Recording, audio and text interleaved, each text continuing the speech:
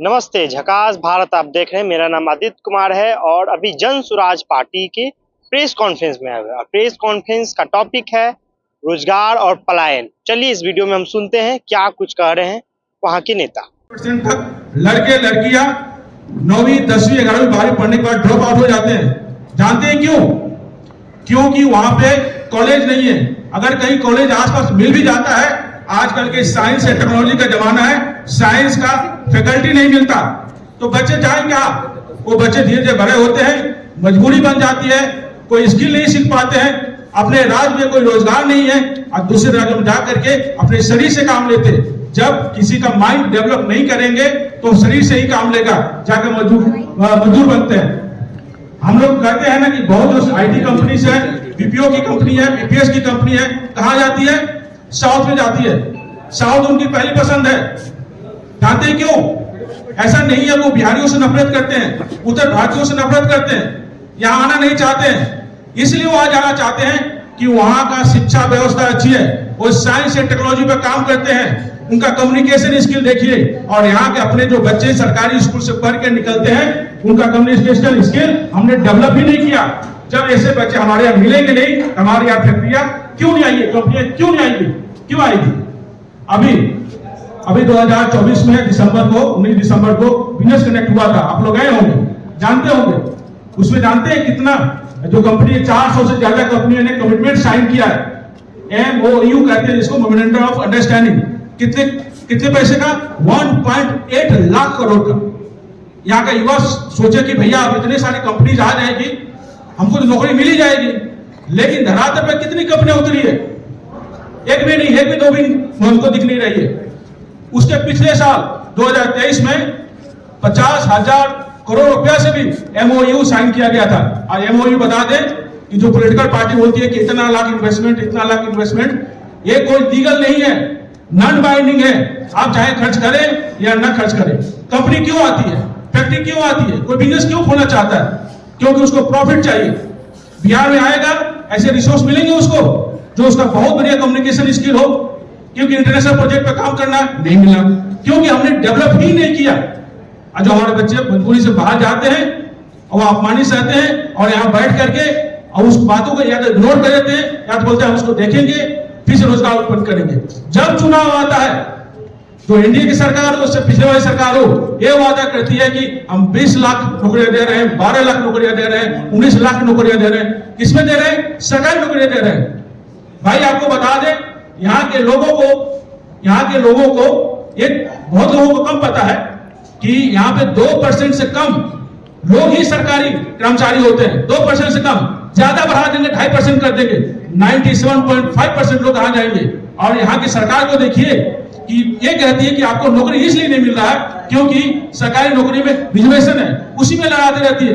हमको 97.5% जो 5 लोग हैं उनकी व्यवस्था के लिए यहाँ पे नौकरी चाहिए, यहाँ पे व्यवस्था चाहिए, जो एनडीए सरकार पूरी तरह से विफल रही है। और जब तक सारे युवा जो ये सोच रहे हैं कि हमको नौकरी मिल जाएगी, अब मिल जाएगी, भाई हम बता देते हैं सरकारी नौकरी आपको मिलने से रही, क्योंकि 2 से 2.5% से ज्यादा लोगों को नौकरी नहीं मिलने वाली है। जब तक यहाँ पे स्किल डेवलपमेंट की बात नहीं की जाएगी, जब तक यहाँ पे कंपनियां आकर के यहाँ पे स्टैब्लिश नहीं किया जाएगा, तब तक किसी को नौकरी, व्यवसाय और शिक्षा अच्छी नहीं हो सकती है। बहुत धन्यवाद। मैं आप लोगों को एनडीए सरकार की जो नाकामियां रही हैं, उनके जो झूठ रहे हैं, उनके जो झूठे वादे रहे, उस पर बिंदुवार प्रकाश डालना। मेरा नाम अमित विक्रम है और मैं रोहतांग जनसभा से। आप देखेंगे कि युवाओं के लिए 4 महत्वपूर्ण चीज: शिक्षा, सरकारी नौकरी, निजी क्षेत्र में रोजगार और खेल। इन्हीं 4 बिंदुओं पर सभी युवाओं का, छात्रों का ध्यान रहता है। इन चारों मुद्दों पर बिहार की एनडीए सरकार और केंद्र की एनडीए सरकार दोनों ने मिलकर बिहार के युवाओं को ठगा। सबसे पहले हम बात करते हैं शिक्षा की। शिक्षा के क्षेत्र में आज से ठीक 10 साल पहले माननीय प्रधानमंत्री नरेंद्र मोदी जी ने कहा था कि हम बिहार में विक्रमशिला में केंद्रीय विश्वविद्यालय खोले। क्या आप सबने उस विश्वविद्यालय का एक भी ईंट देखा है? एक भी ईंट 10 साल में उस केंद्रीय विश्वविद्यालय की नहीं रखी गई। सिर्फ घोषणाओं में सिमट के रह गया वो केंद्रीय विश्वविद्यालय। गौरवशाली इतिहास था विक्रमशिला विश्वविद्यालय का, लेकिन उसकी घोषणा होने के बाद कि हम वहां पर केंद्रीय विश्वविद्यालय खोलेंगे, उसकी घोषणा के 10 साल बीत जाने के बाद भी एक ईंट तक रखी नहीं गई। जो ताजा जानकारी है, वहां पर अभी भूमि अधिग्रहण का काम भी नहीं पूरा, और उसी घोषणा को हर चुनाव में माननीय प्रधानमंत्री जी हो या हमारे मुख्यमंत्री जी हो दोहराते रहते। पटना यूनिवर्सिटी में पिछले दिनों चुनाव हुआ है। पटना यूनिवर्सिटी को केंद्रीय विश्वविद्यालय का दर्जा देने की मांग पिछले 1 दशक से ज्यादा समय से उठती रही। हर यूनिवर्सिटी के इलेक्शन में, चाहे स्टेट के इलेक्शन में, या किसी प्रधानमंत्री गवर्नर का विजिट होता है यूनिवर्सिटी में, तो वहां पर केंद्रीय विश्वविद्यालय का दर्जा देने की मांग होती है। लेकिन उस मांग पर भी सरकार ने आज तक कुछ नहीं किया। बिहार में बहुत सारे स्टेट यूनिवर्सिटीज हैं, लेकिन इन स्टेट यूनिवर्सिटीज की हालत क्या है? भागलपुर यूनिवर्सिटी से कट के मुंगेर यूनिवर्सिटी बना, वैसे ही मगध यूनिवर्सिटी से कट करके पाटलिपुत्र यूनिवर्सिटी बना। इन दोनों यूनिवर्सिटी के पास ना अपनी जमीन है, ना अपना कैंपस है। ये किराए के मकान में किसी दूसरे कॉलेज में मेकशिफ्ट बिल्डिंग में यूनिवर्सिटीज चल रही। सोचिए वहां क्या पढ़ाई होती है। यहाँ यूनिवर्सिटीज में प्रोफेसर लेक्चर्स की जो कमी है, वो सबसे आप भली भांति वाकिफ हैं। लेकिन सरकार एक और ढिंढोरा पीटती है कि हमने हर जिले में इंजीनियरिंग कॉलेज खोल दिया। विभिन्न मीडिया संस्थानों की रिपोर्ट में यह बात सामने आई है कि इन इंजीनियरिंग कॉलेजेस में 90% तक की रिक्तियां हैं। जो प्राचार्यों के पद हैं, प्रोफेसर लेक्चर्स के जो पद हैं, 90% तक खाली है। किसी तरीके से गेस्ट फैकल्टी के सहारे ये इंजीनियरिंग कॉलेज चल रहे हैं। इसका परिणाम क्या होता है कि जेईई मेंस के द्वारा जब काउंसलिंग होती है, तो उसमें आधे से ज्यादा सीट इन सरकारी इंजीनियरिंग कॉलेज के खाली रह जाती है। मजबूरी में बिहार का छात्र युवा इंजीनियरिंग करने के लिए साउथ के स्टेट्स में जा रहा है, महाराष्ट्र जा रहा है, आंध्रा जा रहा है, तमिलनाडु जा रहा है, केरल तक जा रहा है। लेकिन बिहार में सरकारी इंजीनियरिंग कॉलेज रहते वहां नामांकन नहीं कर। क्यों? क्योंकि फैकल्टी नहीं। यह स्थिति मेडिकल कॉलेज की भी है। माननीय मुख्यमंत्री जी अभी प्रगति यात्रा में थे, उन्होंने कहा कि हर जिले में हम मेडिकल कॉलेज खोलेंगे, लेकिन उनके ही जिले में पावापुरी में मेडिकल कॉलेज है। वहां की स्थिति जाकर के देखिए, वहां पर फैकल्टी का घोर अभाव है। वहां के लड़के पटना राजेंद्र नगर में कंकड़बाग में डेरा लेकर रहते हैं और पीएमसीएच और एनएमसीएच में क्लास करते हैं। वहां प्रैक्टिकल की व्यवस्था नहीं है, वहां पे पढ़ाई की व्यवस्था नहीं है, और मुख्यमंत्री जी कहते हैं हर जिले में हम मेडिकल कॉलेज खोल देंगे। तो क्या मेडिकल कॉलेज का मतलब सिर्फ एक बिल्डिंग होता है, या उसमें फैकल्टी भी होनी चाहिए? उस बिल्डिंग में पढ़ाएगा कौन? इंजीनियरिंग कॉलेज के भी बिल्डिंग तो बने हर जिले में, लेकिन वहां पढ़ाई नहीं हो रही है। मेडिकल कॉलेजेस का भी वही हश्र होगा जब मुख्यमंत्री जी के खुद अपने जिले में फैकल्टी नहीं मिल रहा है, तो बिहार के अन्य जिलों में क्या फैकल्टी मिलेगा मेडिकल कॉलेजेस में? अब आइए खेल के संदर्भ में। भारत सरकार की एक बहुत महत्वाकांक्षी योजना है खेलो इंडिया। खेलो इंडिया में 2700 करोड़ रुपए का बजट आवंटन हुआ है इस वर्ष, 2700 करोड़। और इस 2700 करोड़ में गुजरात को कितना मिला है? 600 करोड़। उत्तर प्रदेश को कितना मिला है? लगभग 500 करोड़। बिहार को कितना मिला? मात्र 50 करोड़। गुजरात की आबादी का दुगना आबादी है। यहाँ युवाओं की संख्या वहां से दुगनी है, और आवंटन मात्र 50 करोड़। 10% भी नहीं। जितना पैसा खेलो इंडिया के तहत गुजरात को मिलता है, उसका 10% भी बिहार को नहीं। अब आइए रोजगार सृजन। एक पीएम मित्रा टेक्सटाइल पार्क योजना है, जिसके तहत इंटीग्रेटेड कपड़ा का व्यवसाय स्थापित होना है। मिल स्थापित होंगे, दुकानें स्थापित होंगी। पूरे देश में 7 टेक्सटाइल पार्क बनेंगे, लेकिन बिहार में एक भी नहीं। और आश्चर्य की बात, कपड़ा मंत्री कौन है? बिहार के गिरिराज सिंह जी कपड़ा मंत्री हैं, लेकिन बिहार में टेक्सटाइल पार्क नहीं बना सकते। और वो अपने गृह क्षेत्र बेगूसराय में क्या करते हैं? झटका मीट दुकान का उद्घाटन करते हैं। कपड़ा मंत्री, केंद्रीय कपड़ा मंत्री, टेक्सटाइल पार्क दिलाना चाहिए उनको, कि झटका मीट का दुकान का उद्घाटन करना चाहिए। तो हलाला पे बयान देंगे, पाकिस्तान पे बयान देंगे, 3 तलाक पे देंगे, वक्त पे बयान देंगे। टेक्सटाइल पार्क पर जब आप ही के मीडिया बंधुओं से सवाल पूछे थे, क्या बोले थे? ये सब फालतू सवाल नहीं करने। युवाओं को रोजगार क्या झटका मीट का दुकान खोलने से मिलेगा कि टेक्सटाइल पार्क से मिलेगा? तो ये है उनकी नीति। इस तरह से आप हर क्षेत्र में देखेंगे कि युवाओं की अनदेखी हो रही है। और सबसे बड़ी युवाओं की अनदेखी जो पिछले 1-1.5 साल में हुई है वो ये शिक्षक बहाली में।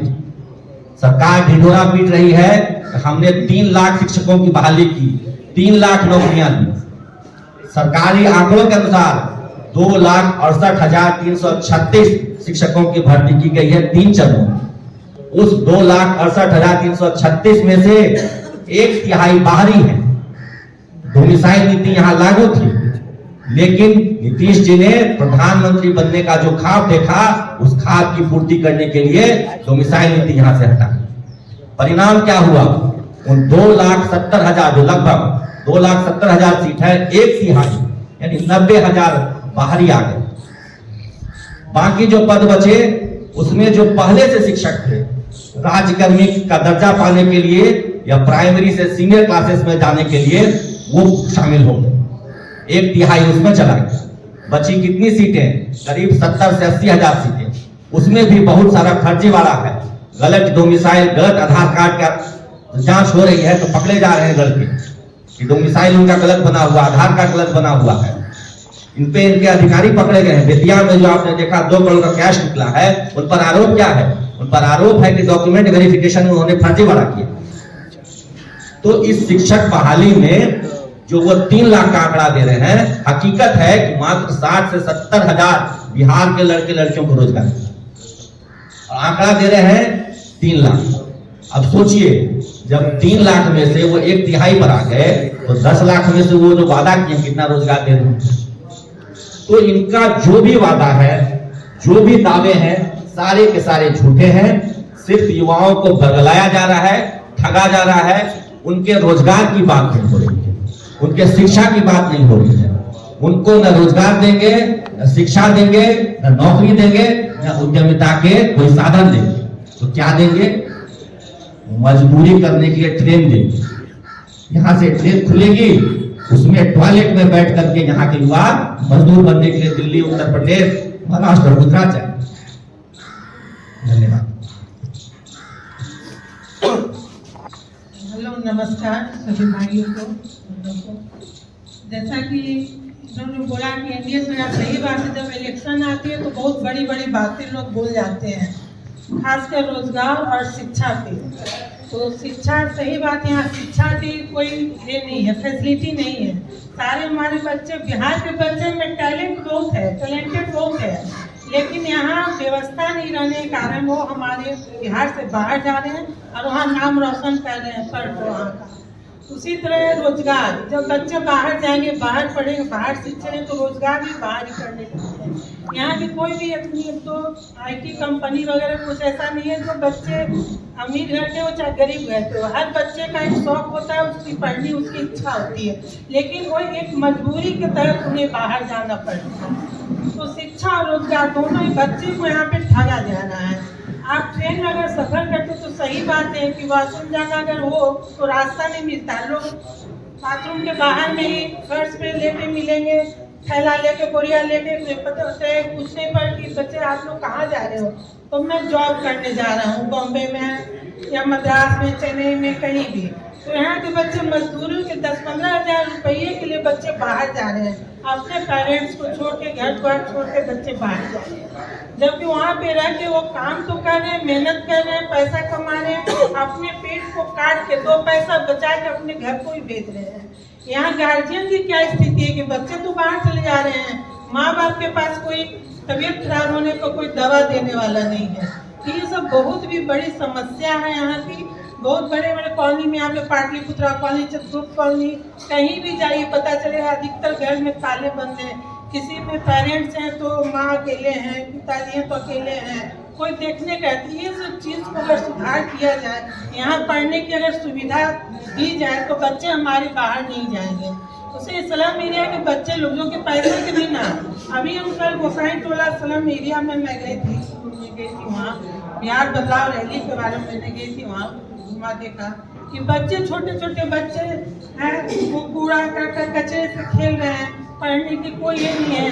जो बड़ी लड़कियां थी उन्हें पढ़ने नहीं आ रही है कि क्या लिखा हुआ पंपलेट में क्या है, उनको बताना पड़ा, समझाना पड़ा।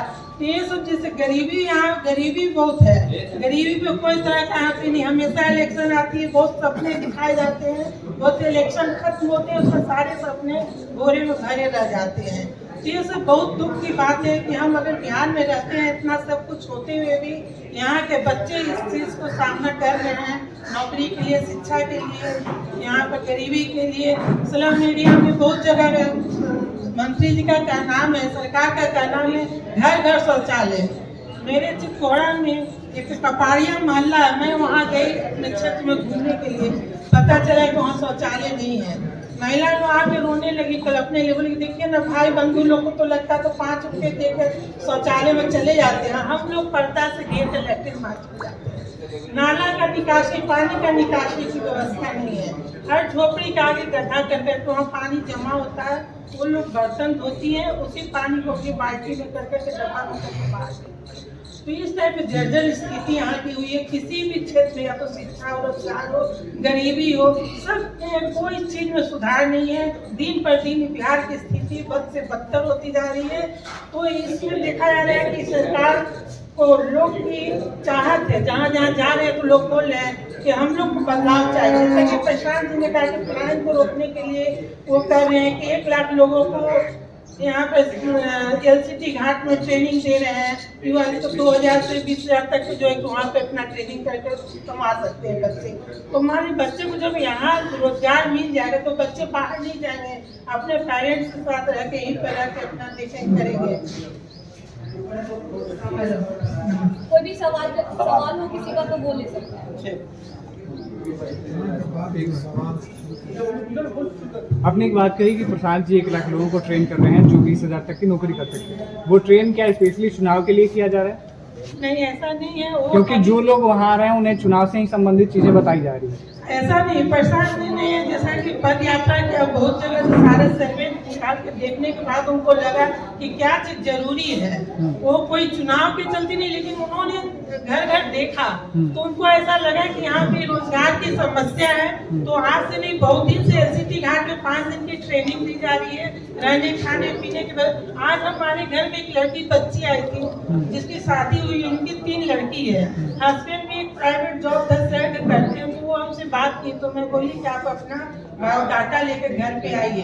तो सुबह आई थी, हमने उन्हें बोला कि आप LCT घाट जाइए, वहाँ पे ट्रेनिंग कीजिए, देखिए वहाँ आपके लिए जगह काम मिलेगा। तो ऐसा नहीं है कि प्रशांत किशोर जी बोले चाहे सिर्फ इलेक्शन के लिए कि चले, ऐसा बात नहीं है। उन्होंने दावा किया, ये किया, वो कर रहे हैं, आगे भी करेंगे। बिहार के बदलाव के लिए उनका स्टेप आगे बढ़ा है और उनके साथ सारी जनता की आवाज है कि वो इस बार आए, बदलाव चाहिए। ठीक है दादाजी, बिहार में ग्रामीण क्षेत्रों में पुरुषों की अपेक्षा महिलाओं का जो रोजगार है वो ज्यादा है। महिलाएं जो है मात्र 9.9% बेरोजगार हैं बिहार के ग्रामीण क्षेत्रों में, और पुरुष जबकि 3.3 हैं। यदि जन स्वराज की सरकार आती है तो इसको इस रेशियो को कैसे मैनेज करेंगे? देखिए, जहाँ तक महिलाओं की है तो महिलाओं को अपना काम रोजगार घर बैठे बैठे चौका बर्तन कर रही है, चेक कर रही है, वो घर घर जाके अपना खाना बना रही है, चाहे बच्चों का देखभाल कर रही है, तो अपना हाथ पाँव मार रही है जितना उनका जो अपना ये कैपेसिटी उसके हिसाब से। रहा बात पुरुषों का, तो पुरुष भी काम कर रहे हैं, उनके अपेक्षा कम करें लेकिन काम कर रहे हैं। कैसे मैनेज करेंगे, मैंने ये पूछा है। मैनेज करेंगे जैसे कि कैसे इस रेशियो को लेवल पे इस रेशियो को लेवल पे जिसकी यहाँ पे ट्रेनिंग दी जाएगी, अधिक खुल रही है, चीनी मिल खुलेंगे तो फैक्ट्री में वो लोग जाएंगे, काम करेंगे, पुरुष लोग को भी एक मौका मिलेगा। यहाँ पर सारी फैक्ट्री, चीनी मिलों चाहे सभी बंद पड़ेगी, अगर खुलेंगे तो लोग तो जॉब करेंगे ही। ठीक है, अमित जो हमने मुद्दे गिनाए थे उनके संबंध में अगर एक क्वेश्चन है, देश के विकास में सबसे पहला हक गरीबों का होता है। तो कई सारी स्कीम्स और योजनाएं बनाई गई नीतीश जी के द्वारा, जैसे कि स्लम एरियाज की बात की आपने, तो राशन योजना, उज्ज्वला योजना और कई सारी योजनाओं की बात की, तो वो जो उनके लिए बना वो उन तक पहुँच नहीं पाता है। और स्वच्छ भारत बनाने की बात हुई थी, राजधानी के कई स्लम एरियाज है, एक भी शौचालय नहीं है, मेरा खुद का डेटा मैं बता रही हूँ। तो इस पे प्रशांत किशोर का क्या प्लान? देखिए, आज की जो प्रेस वार्ता है वो युवाओं के रोजगार, उनके शिक्षा को लेकर के नहीं, है। उन्होंने इस्लाम जी मैं बता दे रहा हूँ। उन्होंने एक उदाहरण के तौर पे कहा कि कमी हर जगह है, स्वच्छता मिशन में भी कमी है और जो उनके लिए योजना है वो भी नहीं पहुंच पाती है। उस पर हम विस्तृत चर्चा कभी करेंगे, उस पर विस्तार से जो नीतियां हैं उनके लिए हमारा जो विजन उस पर रखेंगे। आज हम चाहेंगे कि जो युवाओं के रोजगार, शिक्षा, उनके लिए जो व्यवस्था होनी चाहिए उस संबंध में अगर आप क्वेश्चन करते हो। अमित जी, एक सवाल ये है कि बीपीएससी को लेकर प्रशांत जी एनसीटी घाट में भी बैठे, गांधी मैदान में भी बैठे, छात्र उनके साथ उनका जोरदार समर्थन भी किए, लेकिन आज छात्रों को हर जगह से निराशा मिली और प्रशांत जी जो है अपने चुनाव प्रचार में लगे। क्यों नहीं वो छात्रों के हित में अभी कुछ कर रहे हैं? जी बहुत अच्छा सवाल है आपका।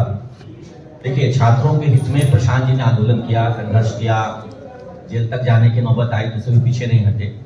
लेकिन जब छात्रों की एक समिति ने तय किया कि अब इसको हम लोग न्यायिक तरीके से इस लड़ाई को आगे बढ़ाएंगे, और न्यायिक लड़ाई में आपको पता होगा कि हमारे पार्टी के ही प्रदेश उपाध्यक्ष वाईवी गिरी जी बहुत सीनियर एडवोकेट हैं, उन्होंने अपनी सेवा इस संदर्भ में दी थी और मजबूती से केस को लड़ा।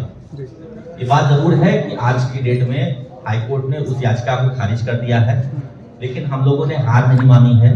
न्यायिक संघर्ष हमारा जारी रहेगा। छात्रों के साथ बैठ करके चर्चाएं चल रही हैं। ऑर्डर शीट का जो ऑफिशियल कॉपी होता है उसका वेट किया जा रहा है। हम लोग इस मामले में आगे सुप्रीम कोर्ट जाने पर भी विचार कर रहे हैं। इस पूरे मुद्दे को हम लोग न्यायिक तरीके से अंजाम तक पहुंचाने की तैयारी में है। प्रशांत जी की अपनी राजनीतिक यात्रा अभियान उनका अपनी जगह है, लेकिन इस मुद्दे पे पार्टी का जो संघर्ष है उसको वाईवी गिरी जी न्यायिक तरीके से पूरी तन्मयता के साथ, पूरे समर्पण के साथ दे। मतलब अभी भी उम्मीद है जनसुराज को। ये कह रहे थे कि सदन में इस मुद्दे को उठाना चाहिए। आपके सदन में एक एमएलसी भी है, इस मुद्दे को क्यों नहीं उठाया गया? देखिए, मैंने कहा कि पार्टी की जो एक नीति बनती है किसी मुद्दे पर, जैसे इस मुद्दे पर तय हुआ कि हम इसे न्यायिक संघर्ष के जरिए, हमने सड़क पर संघर्ष किया। हमारी पार्टी के हमारे सर्वोच्च नेता प्रशांत किशोर जी ने सबसे ज्यादा संघर्ष किया इस मुद्दे पर। कोई पार्टी का नेता सड़क पर इस तरीके से नहीं उतरा, धरने पर नहीं बैठा, हमने वो संघर्ष किया। लेकिन उस संघर्ष के बाद यह नीति बनी, इसको हम लोग न्यायिक तरीके से उठाएं। रह गई बात सदन में उठाने की। सदन में क्या होता है कि बहुत बार आपका कोई क्वेश्चन पुटअप किया हुआ हो, आपका कोई मुद्दा पुटअप किया हुआ हो, लेकिन बीच में कई ऐसे मुद्दे आ जाते हैं जिस पर हंगामा हो जाता है, सदन ठप हो जाता है, तो मुद्दा वहां पे उठ के नहीं आ पाता है। लेकिन इस बात को लेकर के हम लोग स्पष्ट हैं कि इस मुद्दे को, यानी बीपीएससी का जो 70th एग्जामिनेशन था, इसको हम न्यायिक तरीके से जहां तक संभव होगा लड़ेंगे। हम लोगों ने हार नहीं मानी है। छात्रों के साथ हम बैठेंगे। ऑफिशियल ऑर्डर कॉपी आने के बाद हम लोग इसको सुप्रीम कोर्ट जाने के लिए भी तैयार हैं। अमित जी, अपने पीएम मित्रा योजना की बात की, उस योजना में करीब 1700 एकड़ जमीन चनपटिया में चिन्हित कर दिया गया और उस योजना को पूरा पूर्ण करने के लिए 10,000 करोड़ रुपया राज्य सरकार को दे। तो आपने सुना कि रोजगार से लेकर पलायन से लेकर हर विषय पर अभी जनसुराज पार्टी के नेता अपनी बात रख रहे थे। आप झकास भारत से जुड़े रहे, एक एक अपडेट को हम लोग लाने की कोशिश करेंगे। मेरा नाम आदित्य कुमार है। बहुत बहुत धन्यवाद।